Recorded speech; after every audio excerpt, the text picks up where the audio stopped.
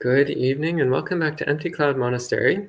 My name is Bhante Sudaso and this is the weekly monk chat session, a chance to ask questions about Buddhism and hopefully get some responses. So I'll start with paying homage to the Buddha, and then if there's any questions, I'll read through the questions. So please feel free to type in questions at any time.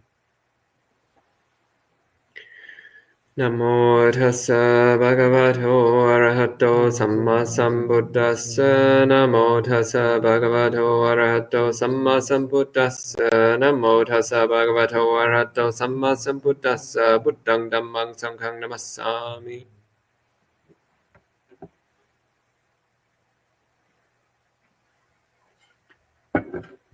So hello to all the people joining in online. So hello to Richard, Lydia, Lily, Victoria, Sean, Cow's our friend, Manal, Wasabi-chan, Meredith, Yankee, Bhumika, and everybody else who's watching. So I see a couple questions here.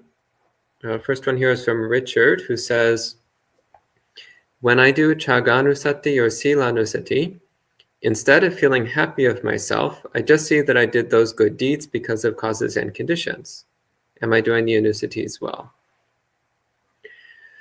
So for those who don't know, Chaganusati is recollection of one's own generosity, and Silanusati is recollection of one's own morality, one's own good conduct. And he's saying, instead of feeling happy of myself, I just see that I did those good deeds because of causes and conditions. Well,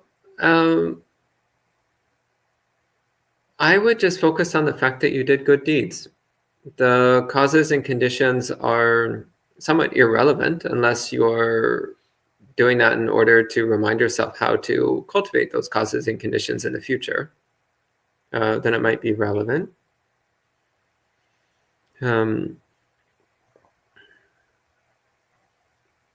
But the main point of doing those recollections is to cultivate positive self-esteem based upon goodness, based upon wholesomeness. So the recollection of one's own generosity and one's own morality, these are especially important for people who have low self-esteem issues or self-hatred issues, is that through recollecting one's own goodness, then that starts to cultivate a habit of viewing yourself as a worthwhile person, as a respectable person, as a good person, somebody who's worth appreciating, somebody who's positive force in the world. So that's the main function. And through doing that, then again, it brings up a sense of happiness and relief, a sense of ease, knowing that you're cultivating the conditions to continue to have positive circumstances in your life and in future lives, and also the conditions to be in contact with the Dhamma, both in this life and in future lives. Again, that's what I'd recommend that you focus on, rather than just on the causes and conditions. Though, again, if it's considering how to cultivate those causes and conditions, that's good. Or if the causes and conditions are contributed by other people, then also cultivating gratitude towards the people who have helped create positive conditions for you, that's also a useful practice. We have a question here from Lily, who says, in the early Buddhist teachings, is the term group karma mentioned as a distinct concept? What is the difference between group karma and individual karma? So in early Buddhism, there is only individual karma. So each individual makes choices, and those choices are karma, which then has results, which is called vipaka. And this is on an individual basis. So the concept of group karma in Buddhism is illusory. If you have a group of people who have all created similar karma in the past, then they might be getting similar results at the same time. But that's because of each of their individual karma. There's not a collective karma. And this is important because if there was collective karma, then that would mean that you were inheriting the consequences of other people's choices. That would be very disappointing. Because that would mean that you're not actually able to steer your mind towards awakening. It would depend upon other people making that choice. And given how extremely rare it is for people to actually choose to point the mind towards awakening, that would make it even less likely than it already is. So be grateful that there's no such thing as group karma, because if there was, Buddhism would be even harder than it already is.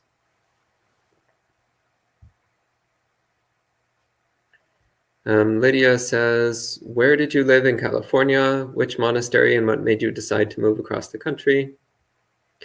So I lived at a couple different monasteries in California.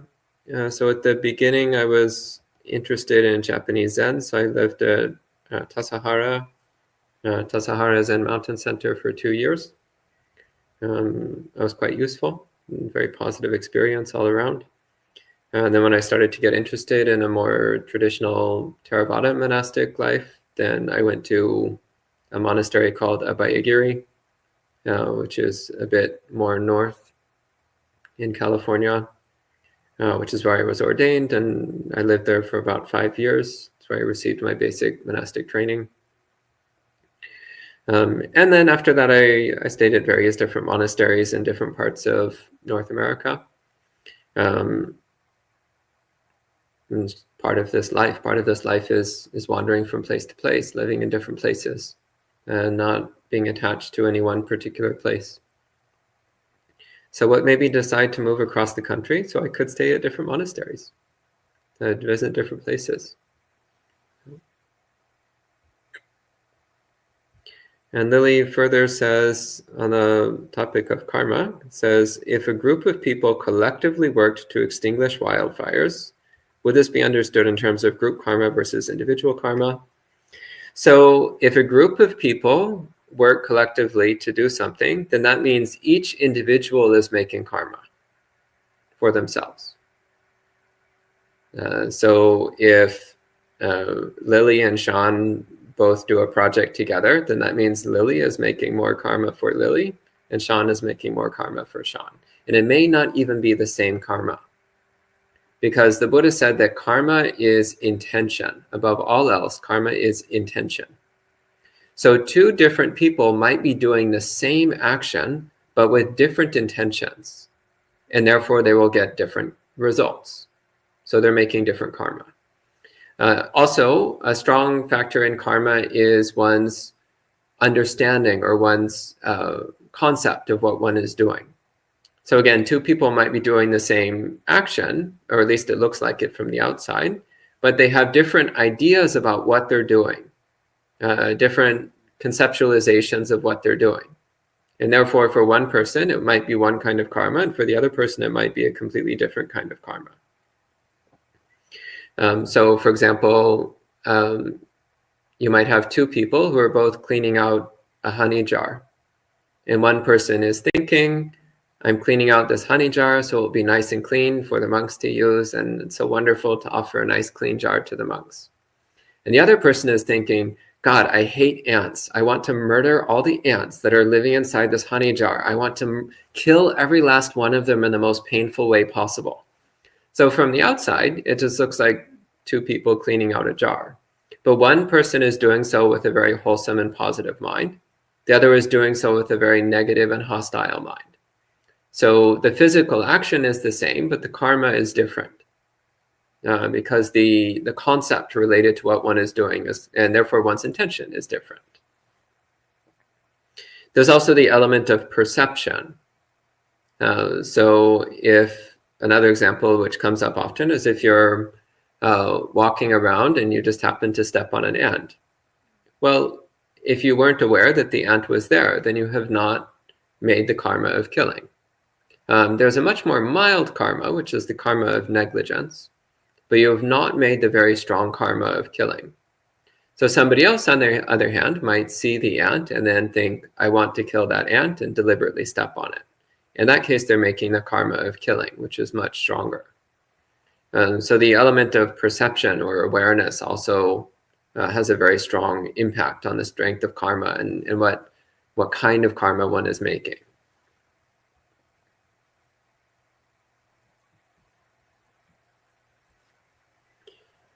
Okay, and then there's a question here from Lily. So Lily says, if there is no Asura realm, are there ultimately 5 realms or 6? Are there any other realms beyond these typically listed? Heaven, human, animal, hungry ghost, and hell. So that's the simplest listing. Actually, there's an even simpler way of listing, which is the heaven realms, the human realm, and then the lower realms. That's a simpler way of listing it. And actually, even simpler is that there's the upper realms, which includes the heavens and the human world, and the lower realms, which is everything below the human. So there's the simpler ones, which is either 2 or 3 categories of realms. So lower, human, and upper. And human can be included among the upper realms, believe it or not. And on the opposite side of things is the Buddha gave the 30 realms of existence. And the 30 realms of existence goes into a lot more detail, especially on the heaven realms. There's many, many different layers to the heaven realms, different stratifications in the heaven realms. So that's where you get much longer lists, is in all the subdivisions of the heaven realms. Whereas animal, hungry ghost, and hell, that's pretty standard. The hell realm is actually further subdivided into several different degrees of awfulness. But those aren't usually spoken about as different realms. We usually just lump all of that together as the hell realms. So the asuras, as I mentioned in a previous talk, the asuras are technically a classification of deva. So there's a sutta which explains that the asuras in the past were devas of the Tavatimsa heaven, so residents of the Tavatimsa heaven. And they, at some point, did some very bad things and got kicked out, basically. So they got exiled from the Tavatimsa heaven. And according to the suttas, they then came to live on Earth. So they inhabit the same plane of existence as we do. But they're still technically devas. So this is why I was saying it's not accurate to talk about the asuras as a separate realm of existence, because it's technically a category of devas. And it's technically a subcategory of the Tavatimsa devas. Again, this is clearly laid out in the suttas. The idea of classifying the asuras as a separate realm of existence that's below the humans, one of the lower realms, is something which came up later. It's not something that's found in the early Buddhist discourses. So it's quite doubtful. Okay. And it's another question from Lily.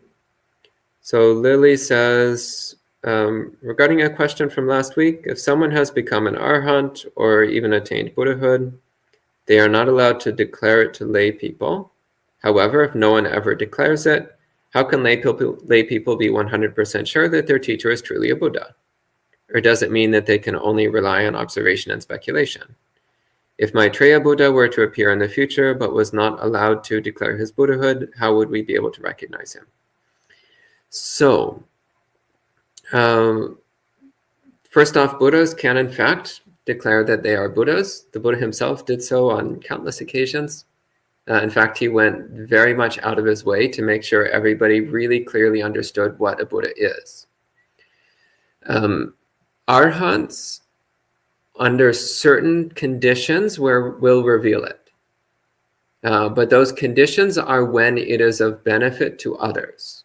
So we see a few cases in the suttas where arhats reveal the fact that they're fully awakened. But they do so when it's motivated by compassion. They do so when they believe it will benefit the people who are hearing it. So it never comes from a place of ego or self-centeredness. It never comes from a place of arrogance or bragging. It's only when there's some benefit from them sharing that information. And even then, they usually don't. Usually they'll find other ways to accomplish the goal of benefiting others. But there are some cases where arhants do reveal it. There is, however, a monastic rule that monks who are awakened, who have any stage of awakening, in fact, we are not allowed to reveal it to lay people. We can tell it to other monks, to other bhikkhus or bhikkhunis, but we cannot tell it to lay people. And that also is interesting. So there have been some exceptions to this throughout Buddhist history.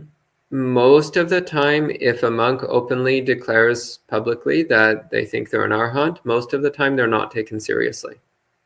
Most of the time it's considered pretty clear proof that that monk is taken a wrong turn somewhere.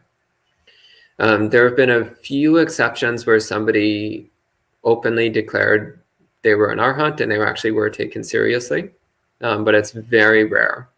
And it's only under certain circumstances where there's really good reasons for it. So Buddhas, generally speaking, Sammasambuddhas do actually openly declare it and speak about it because that's part of what it means to be a Buddha.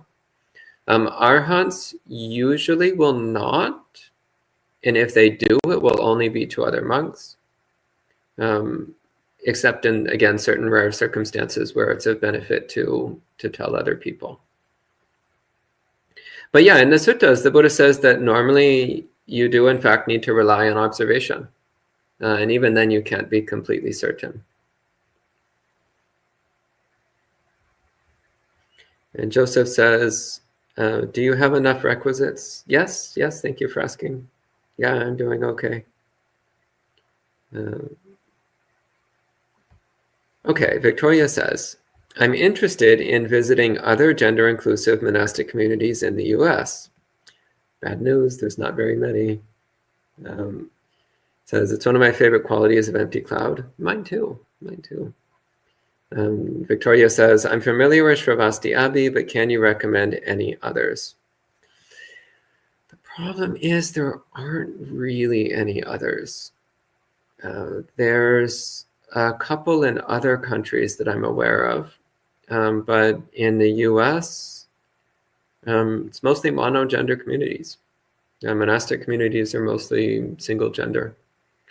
And when they are mixed gender, it's usually the female monastics are not fully ordained, which always creates huge problems in the community. So yeah, sorry, Victoria. I'm happy that you have that interest, but yeah, you'll need to go to other countries. There's not so much of that here in the US, which is a shame. Because if you look at the very early records of Buddhism, it seems like gender was a lot less of an issue than it's made out to be these days. But such as samsara, it's always a disaster. Joseph says, would you consider doing a translation series focused on the blessing chants for Anumodana? No, not really, not interested. With the exception of the ones that are directly from the suttas. So an example is the Agappasada Sutta, the sutta on faith in the Supreme, contains within it a fairly popular blessing chant. And I've given a talk on that one in the past. So those are cases, yes. But much of the commonly used blessing chants are not from the suttas. They're later compositions, which I'm not personally interested in giving a translation series on. Okay, so here's another question. Lily has lots of questions. This is great. Lily, I appreciate all these questions. So Lily says, what is the boundary between self-discipline and self-torture? Would ascetics be considered as engaging in self-torture? So this is an important distinction because it's actually touching on one of the central themes in Buddhism, which is that the Buddha said we should avoid both self-torment and self-indulgence. So self-torment is where you're just deliberately inflicting pain on yourself. And this came from a common belief in the time of the Buddha that pain purifies your bad karma. That if you just experience enough pain, then the pain will destroy your bad karma. And so there was a religious movement during the time of the Buddha of people deliberately inflicting as much pain on themselves as they could in order to try to destroy their bad karma. And in fact, when the Buddha started his own spiritual journey, he went to many of those teachers and learned their methods and tried them out. There's suttas where the Buddha goes into excruciating detail about the various horrific forms of self-torture that he was taught to do. And after practicing that way for a few years, he just finally had to admit it doesn't work. That no matter how much pain he inflicted on his body, he was still unenlightened. So he had to conclude that self-torture does not lead to awakening. Self-discipline, on the other hand, is different. Self-discipline is about recognizing the impulses and urges that we have and training ourselves to not give in to those impulses and urges. So usually those impulses and urges are based upon desire and aversion. For example, the desire for indulgence. You're like, oh, I really want to eat some cake. Well, indulgence would be just go and eat the cake. Self-torture would be flogging yourself with a whip. Self-discipline means practice contentment. Don't eat the cake, but also don't whip yourself. You don't need to hurt yourself, but you also shouldn't just indulge your desires all the time. And so what the Buddha taught instead was to use what's necessary in order to support your practice. So also on the topic of food, there were spiritual practitioners at the time of the Buddha who would do extreme fasting, like eating only 1 grain of rice a day for long periods of time. Or things like mono diets, like eating only milk. That was your only food you were allowed is milk, and they would do this for long periods of time. But then, usually after doing that for a few months or even longer, then the person would then revert to feasting, eating whatever they want as much as they want. So it's this kind of yo-yo effect, which the Buddha was like, well, this actually isn't doing any good. While you're doing the self-torture thing, then you're just building aversion. While you're doing the self-indulgence, you're just building greed. Neither one is actually a useful spiritual practice. But the useful practice is to eat in moderation, to eat just what is healthy and supportive to your body and mind. And to do so without desire and attachment, without desire for tastes or flavors, without attachment to tastes and flavors. So this doesn't mean that you need to deliberately inflict pain on yourself, but it also means that we don't go out of our way to get pleasure. And we also don't go out of our way to avoid pain. We just accept that pain and pleasure are just aspects of having a body. So we don't go out of our way to get more pleasure, and we also don't go out of our way to get less pain. Rather, we practice equanimity, having a calm and peaceful and contented mind, whatever we're experiencing, whether it's pleasure or pain. So that's self-discipline, which is, again, quite different from both self-torture and self-indulgence. And Lily further says, if the Dhamma and other religions or spiritual paths are metaphorically, metaphorically compared to different mountain peaks, can these peaks be ranked in height? How can I determine whether the mountain of the Dhamma is the most suitable one for me to climb? Would this kind of thinking be considered vicikicca? Okay, so let's see. If the Dhamma and other religions are metaphorically compared to different mountain peaks, can these peaks be ranked in height? Ranked in height? I don't know what you mean by height. So when metaphors are extended, sometimes the meaning gets blurred. So Lily, you'd have to clarify what you mean by the height, the relative height of the mountain peaks. It says, how can I determine whether the mountain of the Dhamma is the most suitable one for me to climb? Well, you need to ask yourself what your goal is. So Buddhism has a specific goal. If that's your goal, then Buddhism is right for you. If you have a different goal, then you should find the spiritual path which matches your goal. So you need to understand your goal. Where are you trying to go? What are you trying to get to? Once you understand where you're trying to go, then you figure out how to get there. For example, we're now in the United States. If you're trying to go to Canada, well, then you would go north. If you're trying to go to Mexico, then you would go south. But the first question is, where are you trying to go? If somebody is trying to go to Mexico, then they should not be going north. Well, I mean, you just have to go really, really far, I guess. Eventually, you'd circle all the way back around.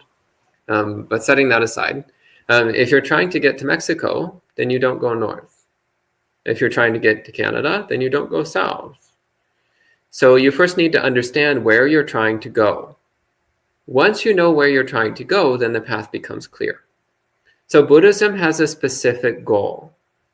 If that is your goal, then Buddhism is right for you. If it's not your goal, then keep looking and find the path that does match your goal. And if you don't know what your goal is, well, then you need to figure that out. Yeah, what is your goal? What are you trying to do? What are you hoping to achieve? And then live accordingly. It says, would this kind of thinking be considered vicikiccha, skeptical doubt? I mean, if you're wasting all your meditation time thinking about this stuff, then yeah, I'd call that skeptical doubt, skeptical thinking, pretty useless. When you're doing meditation, just do the meditation. It's not the time for these kinds of thinking.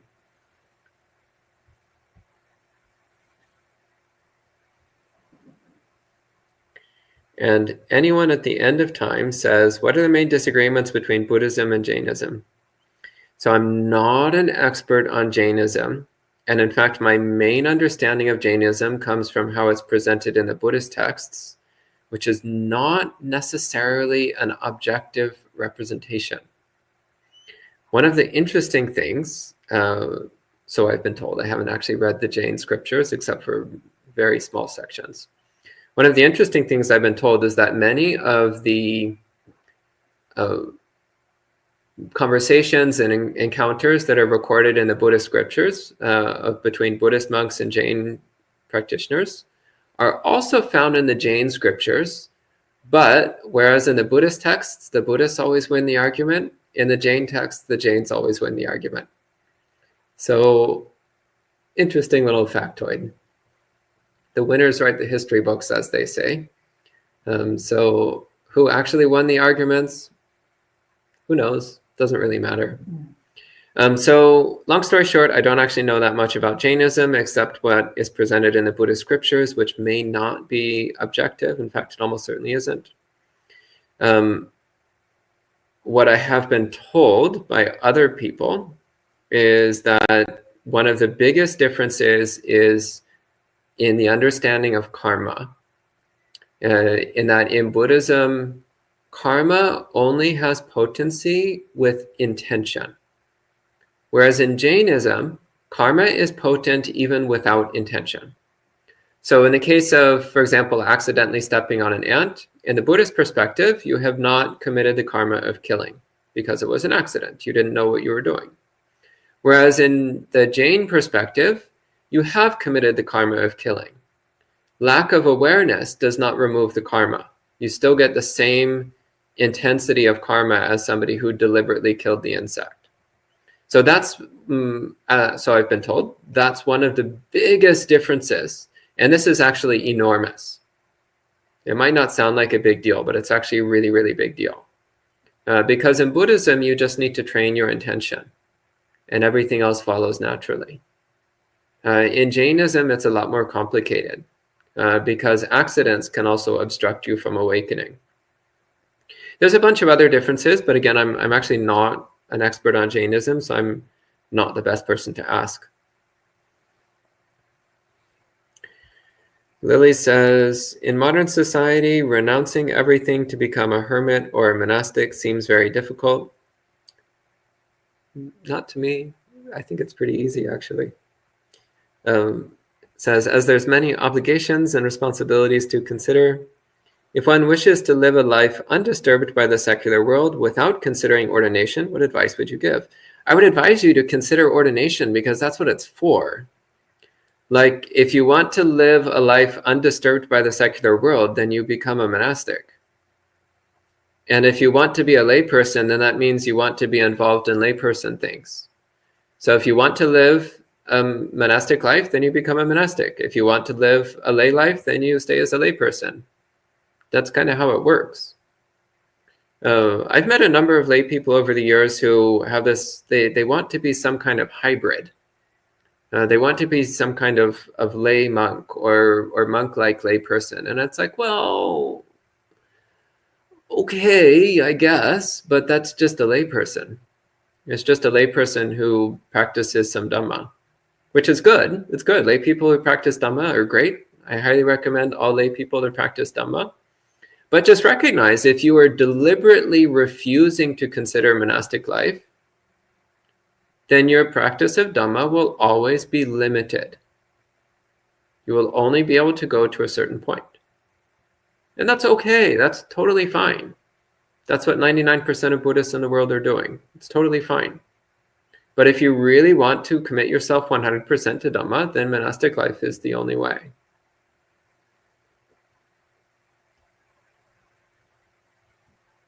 Again, like the average devoted Buddhist lay person, the ones who are just committed to being lay people, there's an understanding that they are creating the conditions to be monastics in future lives. And you'll find this. Talk to basically any lay person from a Buddhist culture and ask them, do you want to be a monk? And most of them will say, not in this life, but I'd like to do that in a future life. It's like, okay, that's fine. No problem. But just recognize that that's a sacrifice.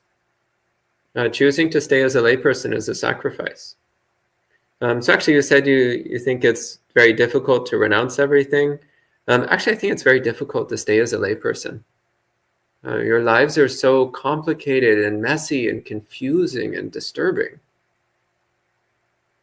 That's what's difficult. Being a layperson is difficult. I don't know how y'all do it. Anyway, Joseph says, by inviting others to rejoice in our merits, do we encourage, approve, and praise virtue, abstain from non-virtue, and benefit oneself, others, and both, in the whole world? By inviting others to rejoice in our merits, do we encourage, approve, and praise virtue, abstain from non-virtue, and benefit oneself, others, and both, in the whole world? Having a bit of a hard time parsing this sentence. Inviting others to rejoice in our merits. It depends on your intention. As I was saying earlier, karma is intention. So if your intention is to give other people the chance to appreciate goodness, then that's good. If you're doing it because you want other people to praise you and have a higher opinion of you, then that's not so good because it's just ego. It's just self-centeredness. So it depends on your motivation. So Lily, this is great, Monk Chat with Lily. Lily, please always join. I love these questions. Lily says, sometimes I feel a strong tendency to hoard things, but I'm now becoming aware of the burden it creates. So I have started gradually decluttering. Great, that is wonderful. Continue decluttering. In fact, I recommend doing it less gradually. It says, however, I still feel a deep sense of attachment and reluctance, especially when an item holds significant sentimental value. Throw it out. Throw it out. In the trash. Now. Everything you have that you have a sentimental connection to, put it in the dumpster. Now. Zero hesitation. Or, even better, If you pick something up and you think, oh, so-and-so would really like this, then give it to them. Zero hesitation, give it away. So either throw it away or give it away. Especially the things you're sentimentally attached to. Those are the ones you really have to get rid of ASAP.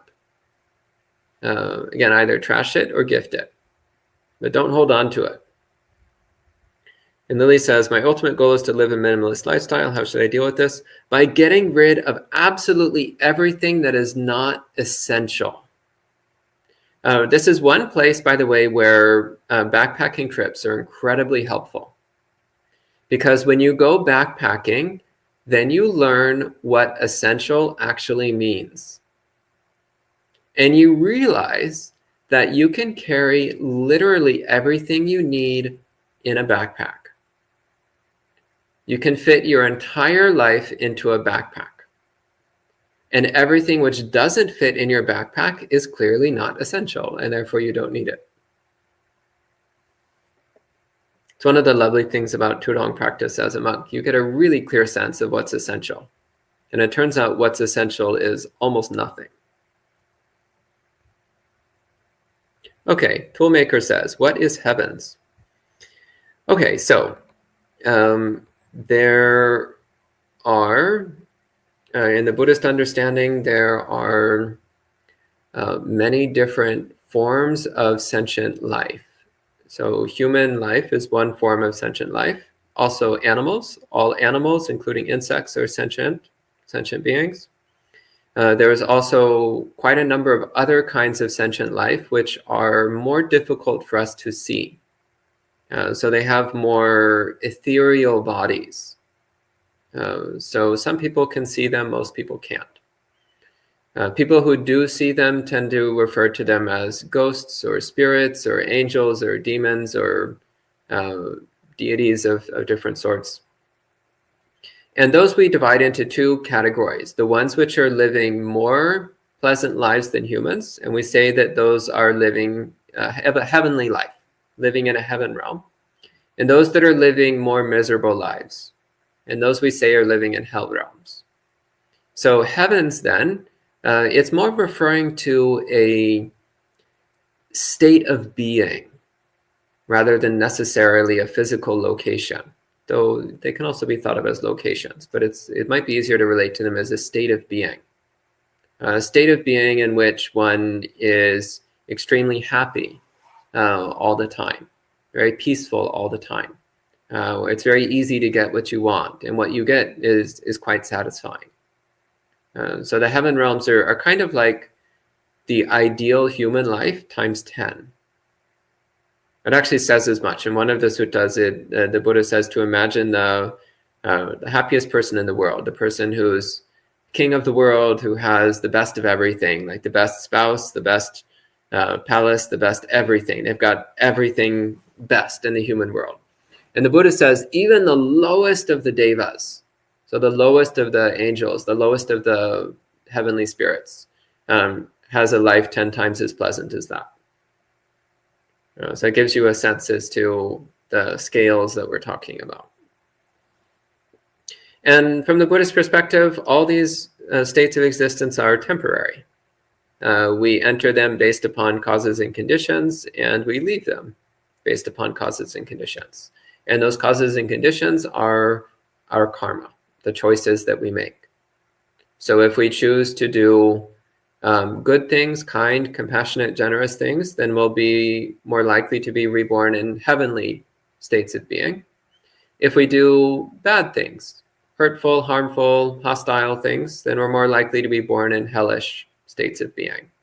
And it lasts a certain amount of time, and then it ends, and we pass away, and we might be reborn somewhere else as a human or an animal or heavenly realm, hell realm, all depending upon what choices we make along the way.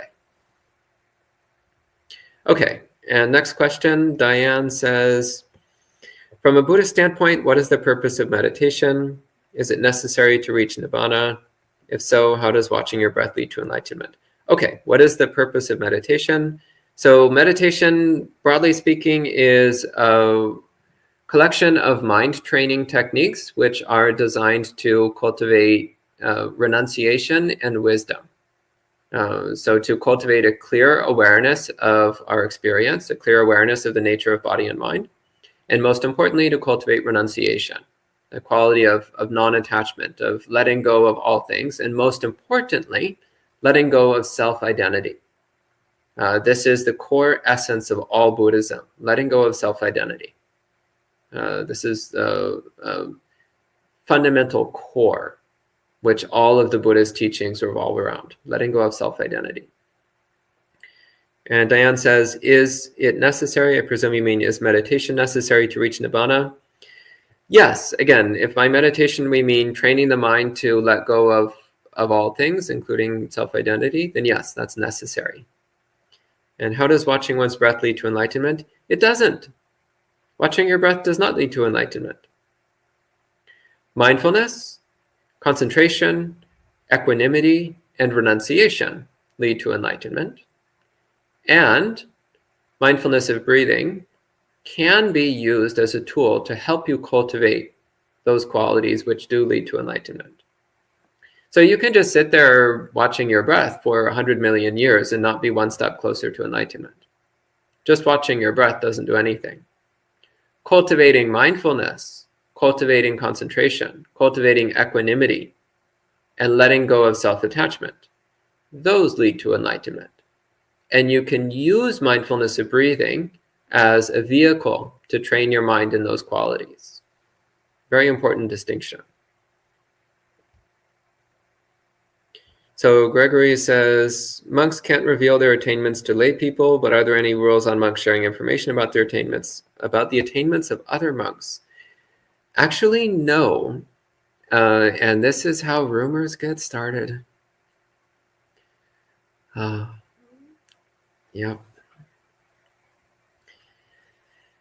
Yeah, often it's really innocent. Someone just says like, oh, my teacher is such a great monk. And then they tell that to somebody else. And the person is like, oh, Bhante said that their teacher is really special. You know what that means? And then somebody else is like, Bhante's teacher must be an arhat. And then somebody else is like, Bhante's teacher definitely is an arhat. And then before you know it, somebody's posted it on the internet. So yes, rumors start like this very easily. So it's really interesting. Like if you go to Buddhist countries and you pay attention to the gossip, like every other monk is an arhat. Like this is mind-blowing. Like when I was traveling around Thailand, it was just amazing how many arhats there were. I'm willing to bet most of them aren't actually arhats, but like people are like, oh yes, my teacher is an arhat. And I'm like, oh sure they are. Somebody else is like, oh, the abbot of that monastery, definitely an arhat. And I'm like, maybe. But literally, it's like every other monk, people think that it's an arhat. And often this is how it starts. It's because, again, rumors spread and the rumors get augmented, and before you know it, everybody is an arhat. Everybody is saying that everybody else is an arhat anyway. Actual number of arhats in the world, very low. Number of reputed arhats in the world, somehow extremely high. Okay, more questions from Lily. Let's all have gratitude for Lily, without whom this would be a much shorter and less interesting monk chat.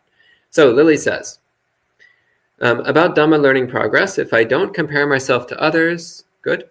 And even if I only compare myself to my past self, that's also not necessarily good.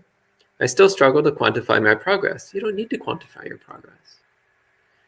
And Lily says, how can I assess how far I've advanced on the path and determine whether my path is correct and effective? So it's difficult to say how far you've advanced on the path.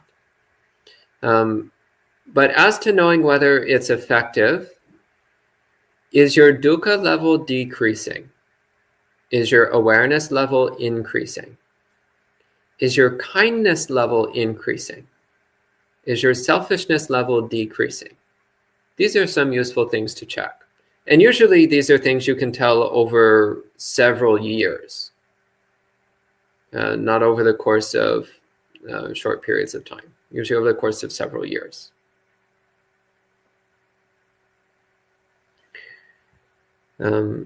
Mike says, I believe Deer Park in California is gender inclusive. That's true. I'd actually forgotten to mentioned there are a number of Mahayana monasteries which have both bhikkhus and bhikkhunis.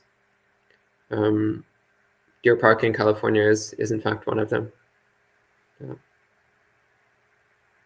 It's much more common in the Mahayana world. In the Theravada world, it's not very common. In the Vajrayana world, Tibetan Buddhism, and so on, it's not very common. But in East Asian Mahayana, mixed gender monasteries of bhikkhus and bhikkhunis is actually quite common.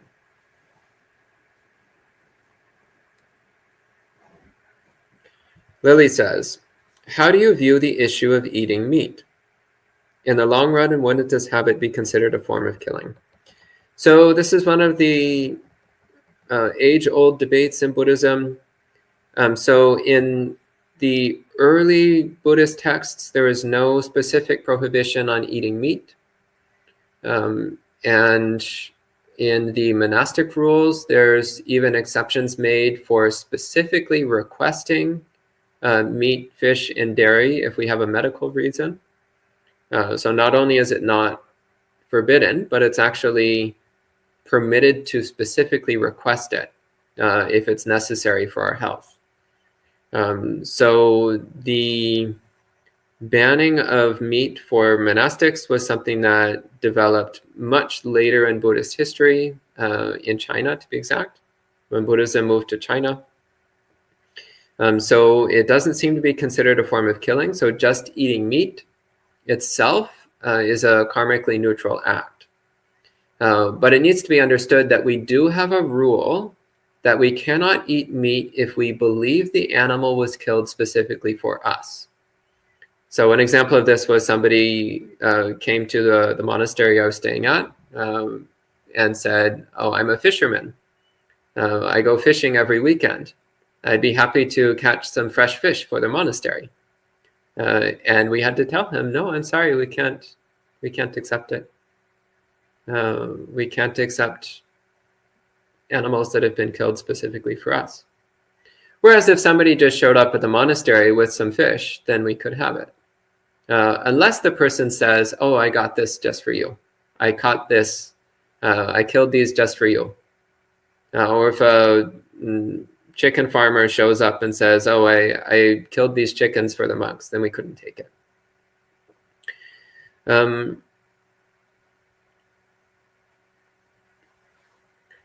Okay, so another question, MC says, are there wandering Buddhist monks / ascetics in the US? Monks that don't live in monasteries? I've heard of a monk in Australia doing this. It is uncommon. So there are a number of monks I know who have done it for usually short periods of time, but it is very difficult in the US. For many reasons, the wandering practice is much harder here than it is in many other places in the world. Of course, the easiest place is in Buddhist countries, but second easiest tends to be Europe, probably, well, for many reasons, again. Lots of villages close together that are easy to walk between. Also, ancient history of Catholic monastic orders, many of which did alms round, some of which still do alms round, though it's become much less common these days. So it tends to be much easier in Europe. Also Catholic countries. When I was in South America, a few times I've gone to countries in South America and Central America and done alms round. And again, it was very well received. So I think also Catholic countries seems to make it a bit easier, much easier, in fact. So the US, it's really difficult. So I know some monks who have done it, usually for short periods of time, and they mostly report how difficult it is. Yeah, this is not a supportive country for the wandering practice. Okay, Lily says, after practicing the Dhamma for a few months, I have lost interest in many lively social activities. Not that I can't participate, but I just find them insignificant. There was a time when I felt annoyed by such events, but now I neither dislike nor seek them out. Is this a normal experience? What should I do next? Yes, it's normal, and in fact, it's a good sign. And in fact, I recommend that you avoid lively social events as much as possible. Now that you've seen the drawbacks of such things, avoid them. You don't need to hate them, but just recognize that such events tend to unnecessarily agitate and disturb the mind. So if you want to cultivate a mind that is peaceful and happy, then you want to avoid events that make it agitated and disturbed. And yes, they are in fact insignificant for the most part. Yeah. Lily says, all these great questions, Lily. What is the goal of Buddhism? Is it renouncing everything? So the goal of Buddhism is the perfect comprehension of the true nature of reality, which comes hand in hand with the attainment of perfect, unceasing happiness. And that is attained through the relinquishment of self-attachment, the relinquishment of self-identity. So Cows Our Friend says, in the suttas, the Buddha often advises developing a perception of repulsiveness of food. That is a very bad translation. And unfortunately, it's a very common mistranslation. It says, how should we do this? Is it always wise? So repulsiveness is not the right word. Unattractiveness would be a better word. So the purpose of food contemplation in Buddhism is to recognize that food has a function. It has an essential function. And that essential function is to nourish and sustain our body. It's like fuel for our body. It keeps our body alive and healthy so that we can continue using our body to do spiritual practice. That's the purpose of food. So that does not mean that we need to view food as disgusting and repulsive and awful, because that would just be cultivating hatred. Rather, we should be viewing food with a peaceful mind, a calm mind, an equanimous mind. Neither fixating on the pleasant things that we desire, nor fixating on the disgusting things that we hate. Instead, we just look at food in terms of sustenance for the body.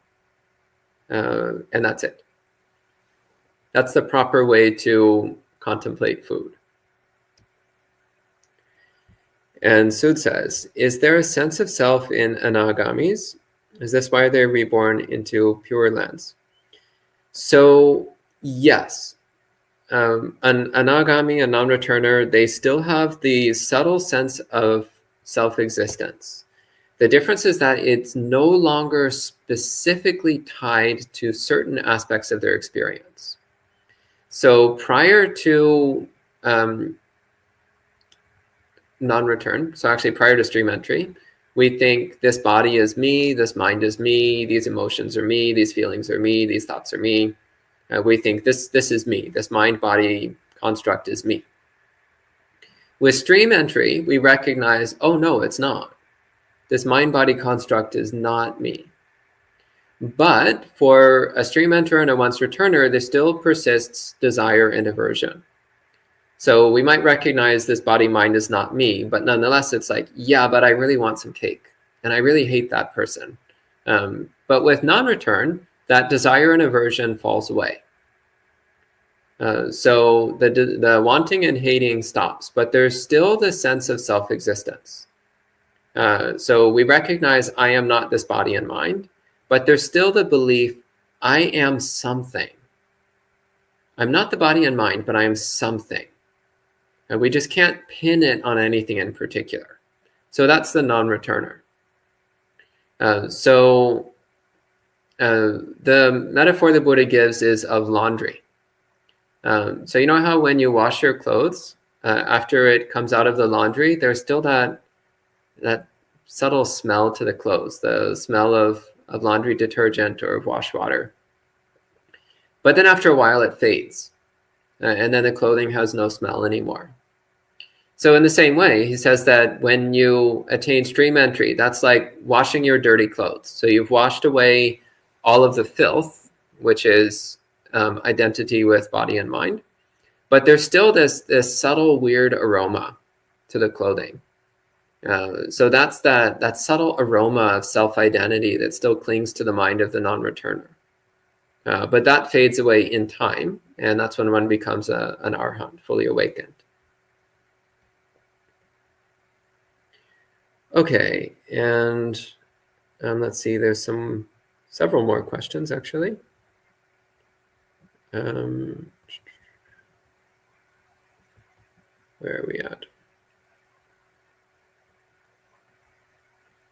Okay, here we go. Sud says, I have been doing metta methodically, sending it to self, respected one, dear friend, neutral and enemy, then spreading it directionally. The mind brightens, and at one point it's very peaceful and joy arises, but the joy itself becomes very agitated and I end up getting out of meditation, not sure what I'm doing wrong.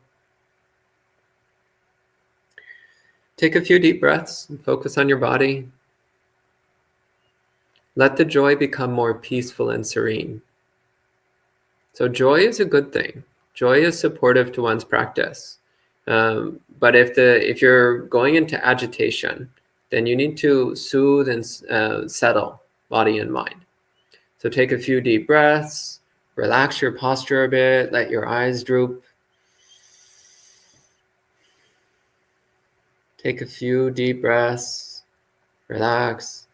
Drop the method for a little while. Just let the mind rest in that state of happiness. Focus on just appreciating the stillness and silence. So letting the mind settle into a more tranquil state. And then continue. Okay.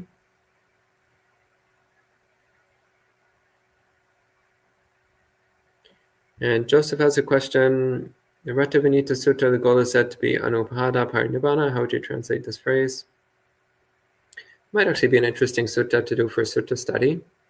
So Joe, if you send the monastery an email with that sutta, we might put it in the roster for upcoming sutta talks. Anupada means step by step. So anupada parinibbana means attaining complete enlightenment step by step. So that's because the Buddha in that sutta, he's talking about the gradual training of the mind. So gradually developing one's practice step by step. Gradually letting go of defilement step by step. Gradually building up the factors of awakening step by step. Until eventually you attain complete enlightenment. So that's what it means. Anupada means step by step, and parinibbana means complete enlightenment. Gregory says, in Thailand, temporary ordination is common.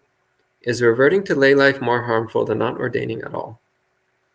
So there are pros and cons to temporary ordination, and it's common in Thailand and Burma. It's basically unheard of in most other Buddhist countries, though. So it's only actually a small percentage of the Buddhist world that does temporary ordination. It's not particularly common. And there are pros and cons. So many people find that being a monk for a period of time gives them a stable grounding in the Dhamma, which they can then bring to their life and help them to live a better lay life, a more Dharma-focused lay life. But that's assuming that you're actually a temporary monk for several months or years even, and that you're doing it with that attitude of trying to cultivate your Dhamma practice to bring back to your lay life. A lot of people, though, especially these days, they're monks for a few days or even a few hours. And then, in my opinion, it's pretty useless. Doesn't really do much good.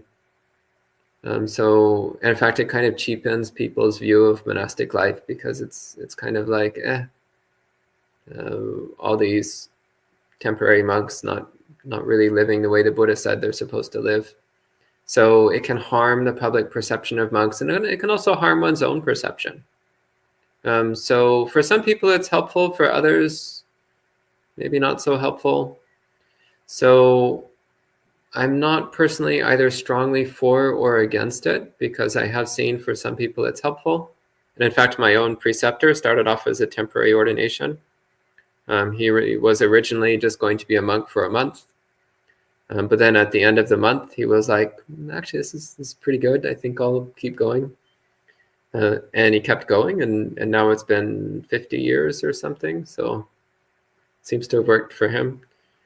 So I can't be opposed to temporary ordination completely, because without temporary ordination, my preceptor would not have become a monk.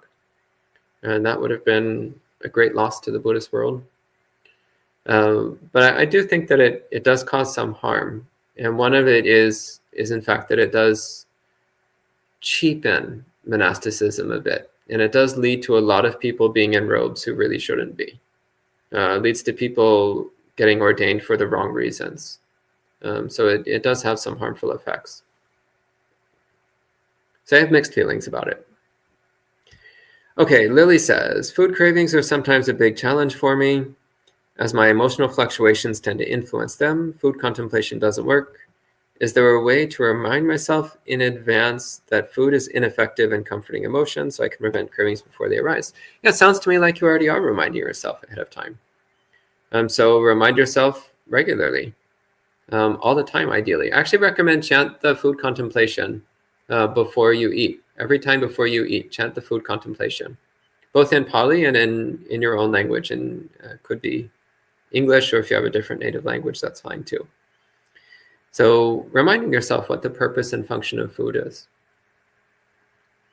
And also just naturally, as your Buddhist practice develops, as you develop mindfulness and equanimity, then just naturally you'll be more aware of your cravings, and your equanimity will give you more control over them. So that will just tend to come in time.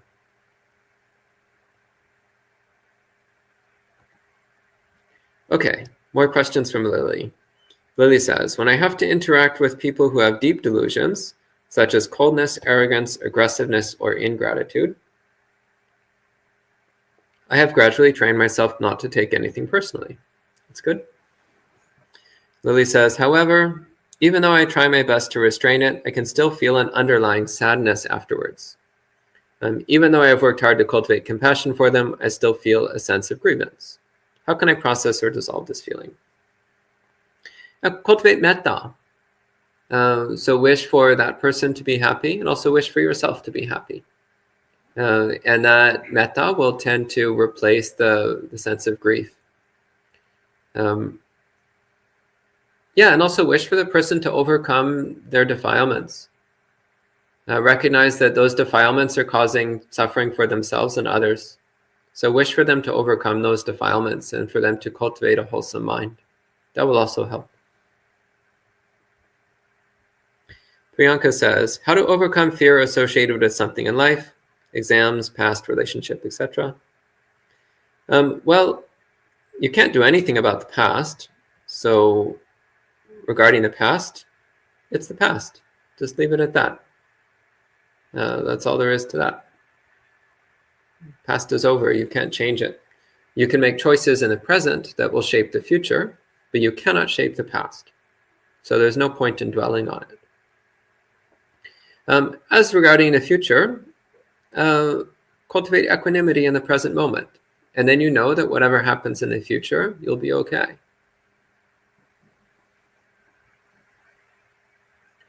Okay, and HPD says, I attended a Zen center that is in the middle of a sex scandal. The teacher had relationships with students. Can you please speak on suttas that teach to control the urges for people of power when the opportunity to abuse their power arises? Well, first off, this is one of the reasons why Buddhist monks are traditionally celibate. One of the gigantic problems that has arisen in Japanese Buddhism is that about 150 years ago, celibacy was no longer standard. In fact, due to a series of laws passed by the government, monks were basically forced to get married and have kids. So when monastics are no longer celibate, problems happen. And teachers having relationships with their students can cause problems. So the solution is to be celibate, and then there's no problem. When people are in positions of power, Well, ideally, they should be following the 5 precepts, for one. One of the 5 precepts is to avoid sexual misconduct. So not engaging in harmful or abusive sexual relationships. So that's all throughout the suttas. Basic rule for lay people, 5 precepts. One of them is not misusing sexuality, which includes sexual abuse. Yeah, so it's right there in the suttas, and it's literally everywhere. It's the 5 precepts, which is the basic moral foundation for all Buddhists. So you don't need to look very far to find your answer. It's the 5 precepts.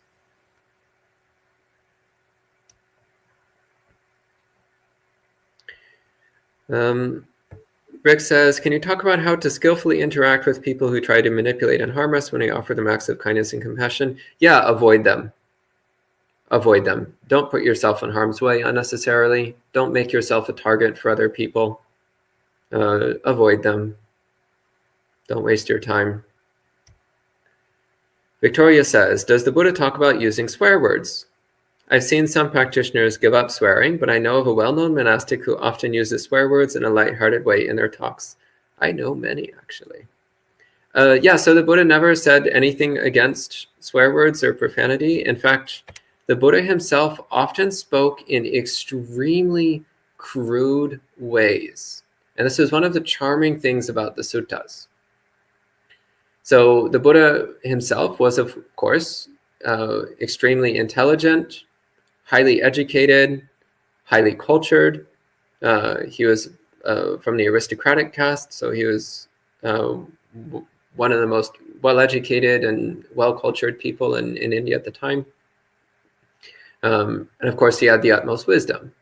So sometimes the Buddha would speak in very refined and genteel ways, and other times he would speak in incredibly crude ways, crude, down-to-earth, peasant-like ways, because he had the wisdom to know when to use what kind of speech. He had the wisdom to know when using refined language would be of benefit and when using crude language would be of benefit. So that's the challenge for us. It's not that crude language is bad and refined language is good, but rather we need to understand when to use what kind of language. So using profanity or crude words, it's not necessarily against the Dhamma, but one needs to know when and how to use it in a way that is in accordance with Dhamma. And that's a bit more complicated.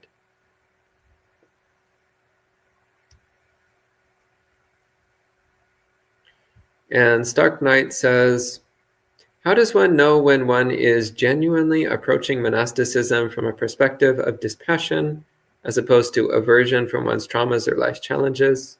What are the consequences of approaching monasticism from this perspective? Well, actually experiencing the traumas and challenges of life can help you cultivate dispassion, because you start to see that the very nature of life is inherently traumatic. Life is one giant pile of feces from beginning to end, and it doesn't end, and there was no beginning. So it's one giant pile of feces with no beginning and no end. It's always been that way. It always has been that way. So when we come face to face with that fact,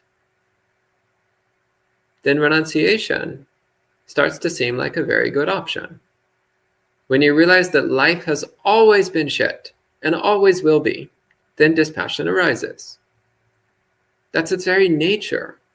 It cannot be otherwise.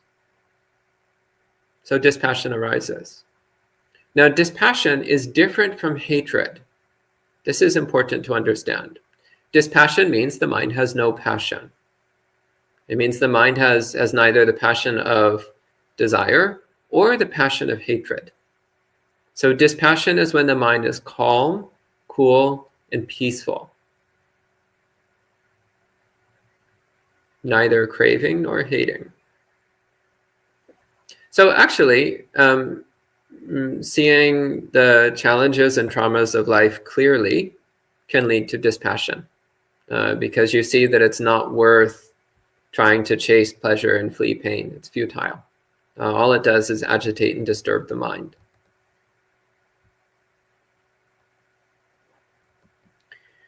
And Joseph says, what well-being do you experience abstaining from entertainments listed in the 8 precepts? A peaceful mind, a quiet mind. Yeah, entertainment just agitates and disturbs the mind. It seems pleasant at the time, but the after effects are harmful. The after effects are that the mind is more messy, more noisy, harder to control, harder to restrain, harder to focus.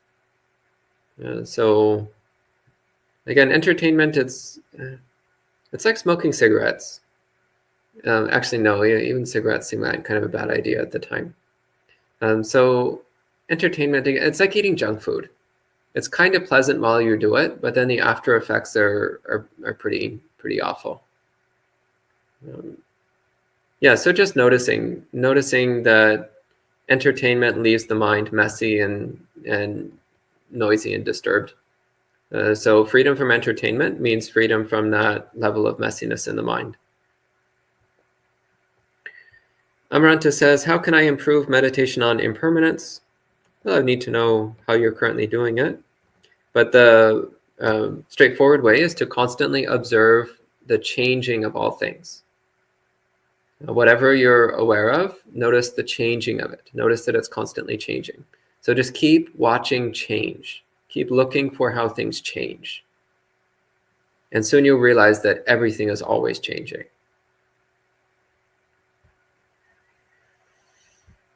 Okay, Kate says, the environment I stay in has some level of difficulty and has been causing my year-long stability of practice to crumble and now indulge in sensual pleasures and feeling sense of self grow. I have only 1.5 months left here. Is it better to learn to go through these feelings, which can lead, go astray or not? Or is it better to change environment right away? Well, ultimately, that's a question you need to ask yourself. So when we're faced with a difficult situation, we need to ask ourselves, is my practice strong enough to rise to this challenge? Is this challenge going to help me grow, or is it just going to wear me down? Again, it's like weightlifting. I really like using weightlifting as a metaphor for practice. So with weightlifting, if you're trying to lift something that's way too heavy for you, it's not going to make you stronger. It's just going to injure you, which might actually slow down your progress. So you want to lift weights which are a little bit heavier than what you're comfortable doing. So something that pushes you a little bit, and then that will build your strength. But if you try to lift something that's way too heavy, it will just injure you.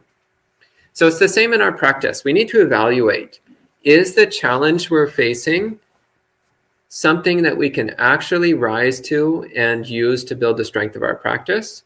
Or is it just so overwhelming that it's just going to crush us? And if the answer is the latter, that it's too much for us, then you should change your situation as soon as possible.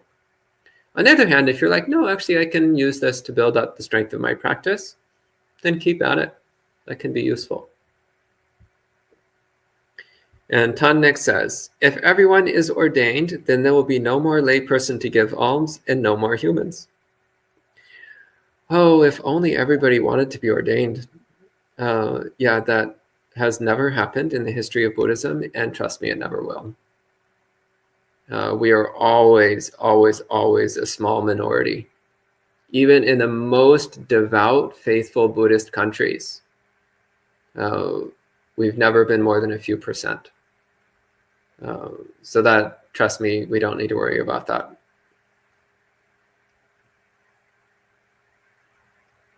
And Craig says, what is the weakest link in dependent origination? I mean, there's different opinions about that. It's commonly recommended to focus on the link, the 3 links of Vedana, Pasapachaya Vedana, Vedana Pachaya Tanha, Tanha Pachaya Upadana. So those links. So from feeling arises, so from contact arises feeling. So that's noticing. There's a sensation. And then we label the sensation pleasant, painful, or neutral. So that's one place where you can start to interrupt the cycle. The second one is there's a pleasant, painful, or neutral sensation, and we react with desire. Usually desire for more of the pleasant and less of the painful, and desire to ignore or change the neutral.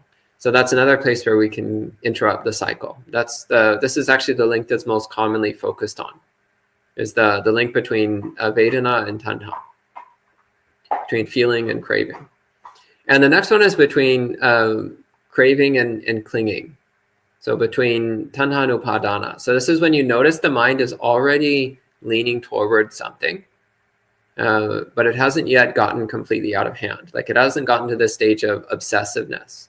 But you notice the mind is kind of like, Then you're like, whoa, danger zone, stop. Try to cut it off before it goes into that full-on obsessiveness of Upadana, of grasping and clinging. So those are the usual places where one focuses. There's others where you can work. Directly targeting avijja is a way of practicing, but it's more challenging.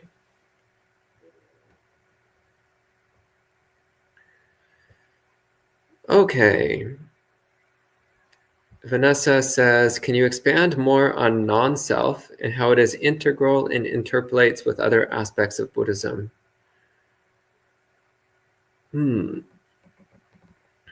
Well, briefly speaking, self-identity causes suffering.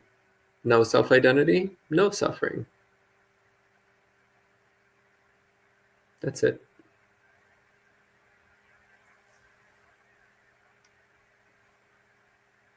Sometimes short answers are better than long ones.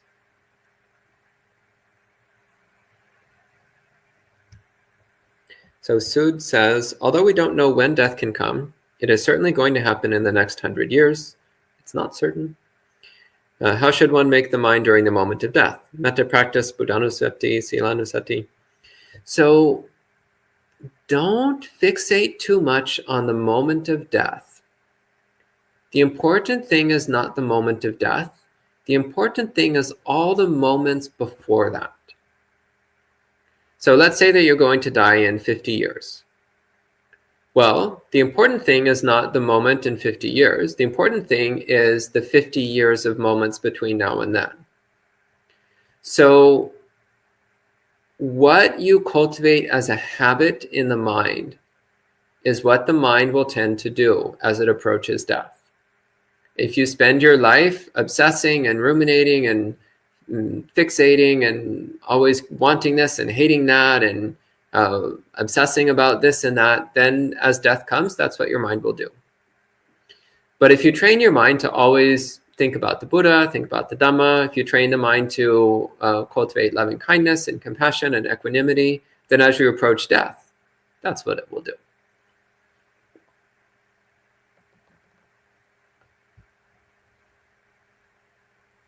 So Lydia says, can you speak on the difference between craving and clinging? So craving is usually the translation of tanha and clinging of upadana. So tanha literally means thirst. And so this is desire, its most basic form. It's when you want something. Upadana is from the prefix upa, which means close, and adana, which means bringing or taking. So upadana means bringing close or taking in. So tanha is more that arising of like, oh, I want that. Upadana is when you're actually trying to grab it and hold on to it. So there's a much more active, deliberate, involved aspect to upadana. So tanha is more like the arising of that, like, oh, I want.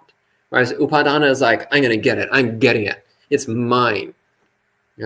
So I'd say that's the biggest difference, is that tanha is more like the arising in the mind, that impulse of wanting, whereas upadana is the active acquiring and holding to whatever it is.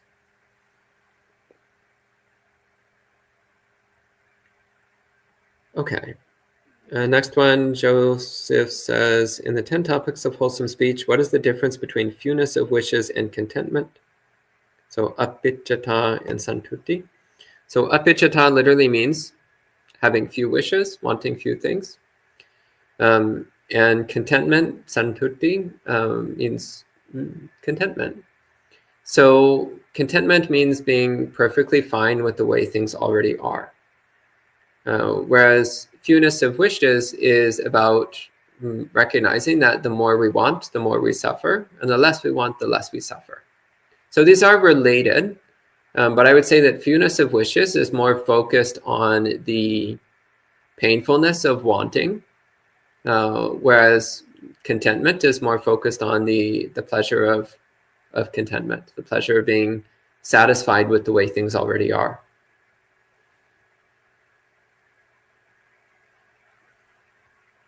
And Stark Knight says, I don't think I have been able to cultivate particular insight. When you say the world, existence, and samsara have always been crap, the Buddha said that. I did not say that. I just quote the Buddha. So the Buddha is actually the one who said all of samsara is a giant pile of feces. I just copy what the Buddha says. Says, how does one avoid falling into depression or turning to meditation as an escape? By which I mean feeling depressed about life being crap and wanting to desperately avoid it through chasing cultivation. By recollecting that there is an infinite, boundless, limitless, perfect bliss called Nibbana. And it can be reached if we train the mind in that direction. And you can get a taste of it in advance. You can get a preview by cultivating mindfulness and equanimity. So equanimity is not yet enlightenment, but it's like a preview, a teaser, a little taste. It's peaceful, it's sublime, it's serene. Gives you a little hint that there is something delightful in reality. Samsara is all crap, but Nibbana is delightful. And that is something that we can aspire towards. And again, as we cultivate Dhamma practice, we get little drops and hints, little tastes, little previews. Every time we drop a little bit of our desire and we experience, therefore, a little bit less dukkha. We're like, oh, that was nice. That's pleasant. That's a relief. It's a little hint of the complete relief that comes through the complete elimination of craving. So a little hint that there is something wonderful that's accessible through practice. I'm also cultivating loving kindness meditation, practicing metta. That also helps a lot. Practicing generosity, doing acts of kindness for others. That also helps a lot.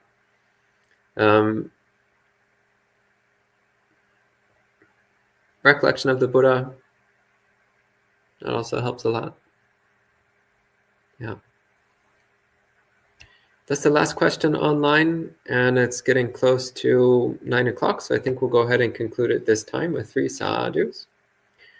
Sadhu, sadhu, sadhu.